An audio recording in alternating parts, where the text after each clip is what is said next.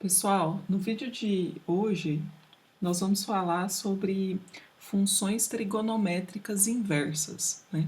Então nós já falamos que no vídeo passado que as funções logarítmicas eram as inversas, né, das funções exponenciais, e agora nesse vídeo vamos ver quem que são as inversas das trigonométricas. Bom, uma primeira questão aqui está o gráfico, olha, da função y igual a seno de x, certo? Então a gente sabe que esse gráfico aqui, ele vai se repetindo, ele é periódico com um período 2π. Bom, observe o seguinte, quando a gente faz aquele teste da reta horizontal, né, traça a reta horizontal para ver se essa função é injetiva e consequentemente inversível, a gente percebe que a função seno de x não é injetiva, né? Tem infinitos pontos, porque se isso aqui vai fazendo ondinho e vai repetindo toda a vida, então tem infinitos pontos em que uma reta horizontal corta o eixo, corta esse gráfico, né? Então, de fato, essa função ela não é injetiva quando a gente considera todo o conjunto dos números reais, certo? Mas se por acaso, como acontece aqui na figura 18, olha, se por acaso a gente faz uma restrição do nosso domínio, então quer dizer, ao invés de olhar para todo o conjunto dos números reais, se a gente faz uma restrição do intervalo que vai de menos π sobre 2 até π sobre 2, aí sim a função seno é inversível. Se a gente traça retas horizontais aqui, ó, só corta em um ponto. Então a gente consegue assegurar que essa função é injetora e consegue assegurar, portanto, que ela é inversível. Então, se ela é inversível, né, a gente tem aí uma inversa para a função seno, né?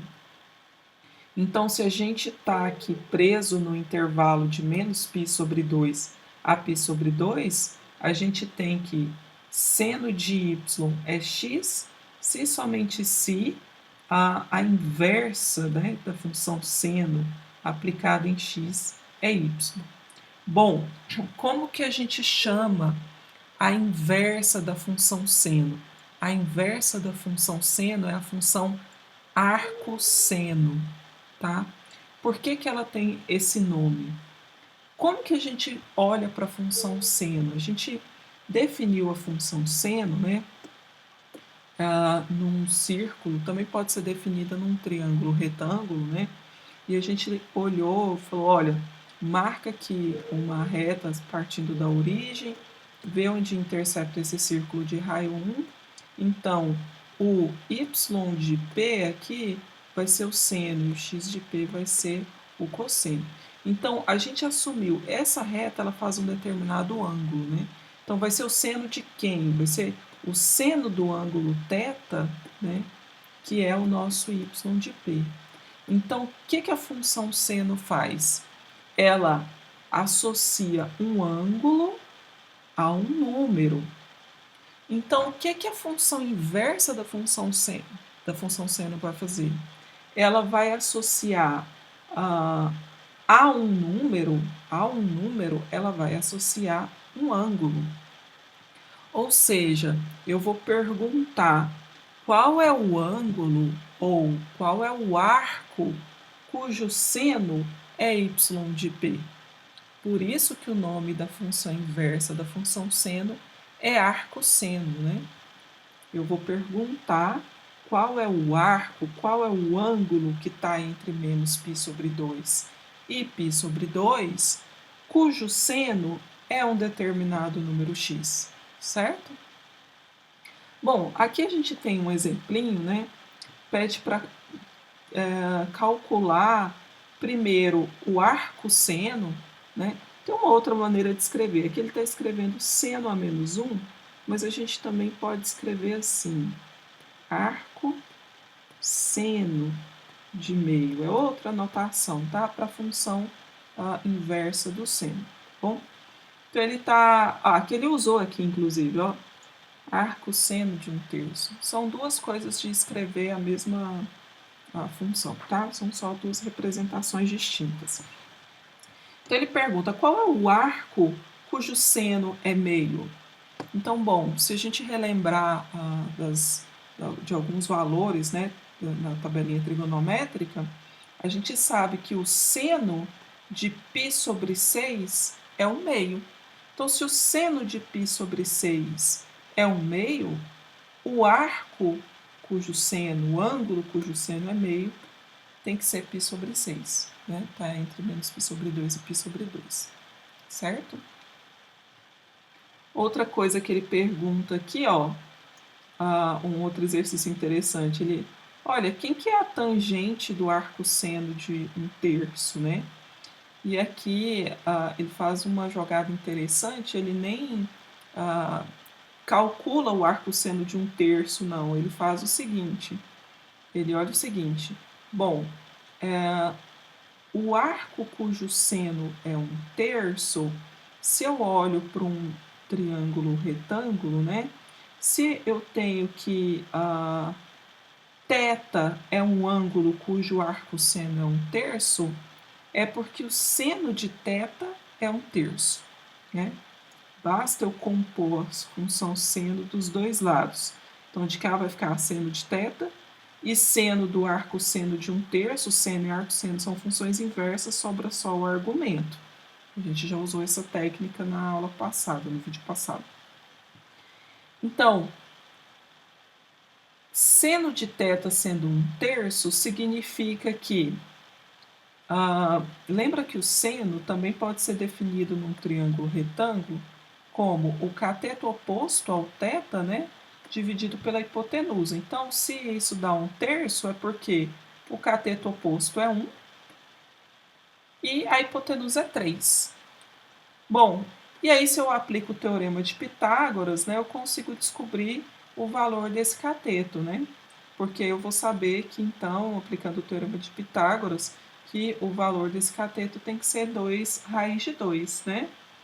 Bom, então, a tangente do arco seno de 1/3 vai ser tangente do θ, porque eu chamei de θ, não calculei, mas chamei de θ o arco seno de 1/3. E o que é a tangente?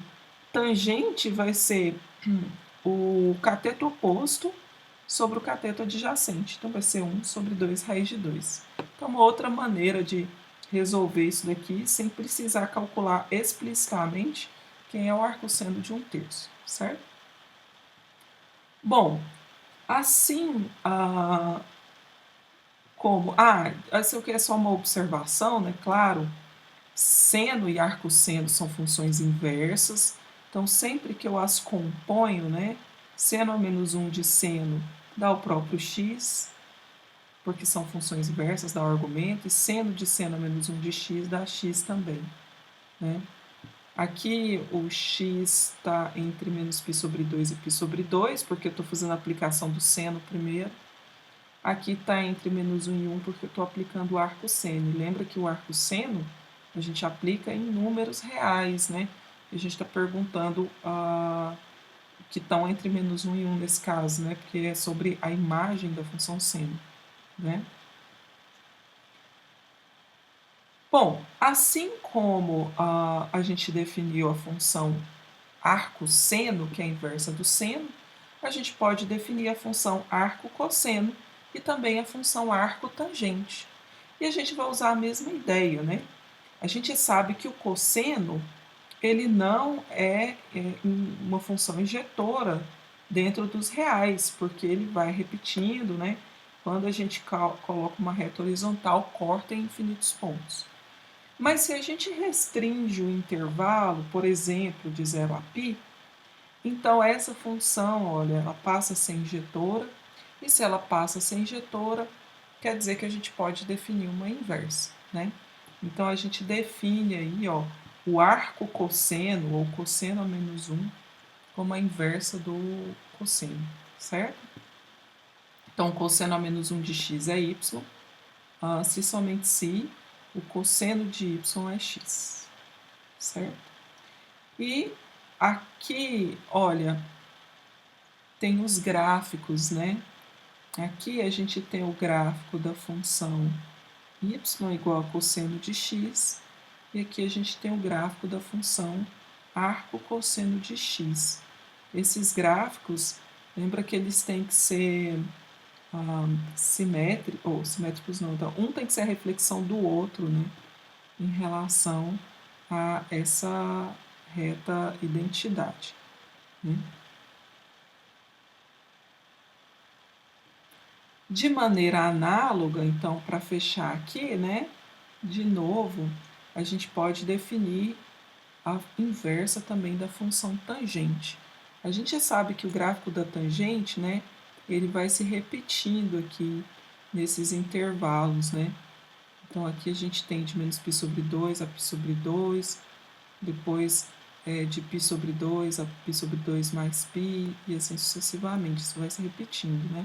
Então se a gente pega uma faixa dessa somente, de menos π sobre 2 a π sobre 2, também a gente pode definir a função inversa da tangente, que é chamada de arco tangente, tá? Então, ficam aí definidas, né, as três funções trigonométricas inversas, tá?